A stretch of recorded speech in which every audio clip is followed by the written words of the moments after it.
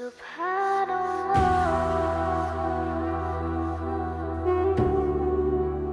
بسم اللہ الرحمن الرحیم۔ سعودی عرب سے کسی نے پوچھا ہے، میرا ایک دوست ہے، میں اس کو نماز پڑھنے کے لیے بولتا ہوں تو نہیں پڑھتا۔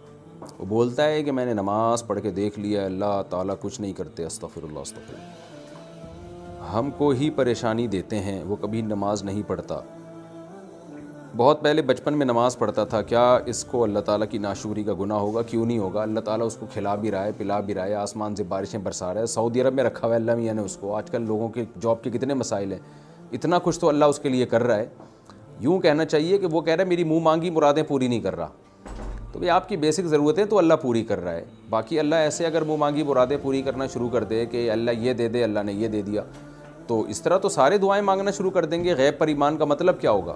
تو ہمیں دعائیں مانگنے کا حکم ہے اور یقین کر لینا چاہیے بھائی اللہ ہماری حاجت پوری کر رہا ہے، کیسے کر رہا ہے یہ اللہ پہ چھوڑ دیں۔ تو اس لیے دعا مانگنا اہل ایمان کا کام ہے، جن کا ایمان کمزور ہے وہ نہیں دعائیں مانگتے۔ تو اپنے دوست کو سمجھائیں یہ آپ محروم ہو رہے ہو بہت بڑی خیر سے۔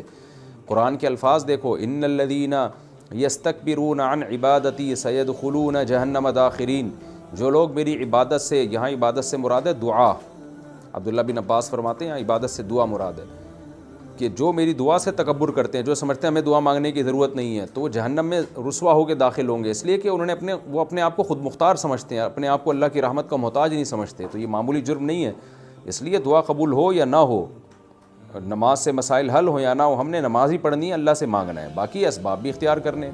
تو غیب کا معاملہ ہے، تو جب آپ اللہ پہ اطمینان کریں گے، رکھیں گے، تو پھر دعائیں بھی قبول ہوں گی اور نماز سے مسائل بھی حل ہوں گے۔ جب آپ کا ایمان نہیں ہوگا تو پھر یہی ہوگا جو آپ کے دوست کے ساتھ ہو رہا ہے۔ لیکن پھر بھی میں کہتا ہوں اس کو یہ سوچنا چاہیے کہ اللہ تو میرے مسائل حل کر رہا ہے، سعودی عرب میں بیٹھا ہوا ہے آپ کا دوست، اور کیا چاہیے بھائی۔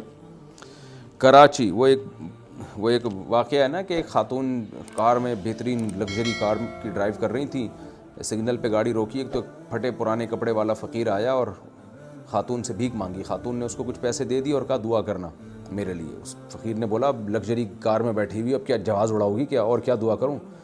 تو یہی حساب ہے ناشکری کا، اتنا کچھ اللہ نے دیا اور کہتے ہیں اللہ مسائل حل نہیں کر رہا ہمارے۔ سبحان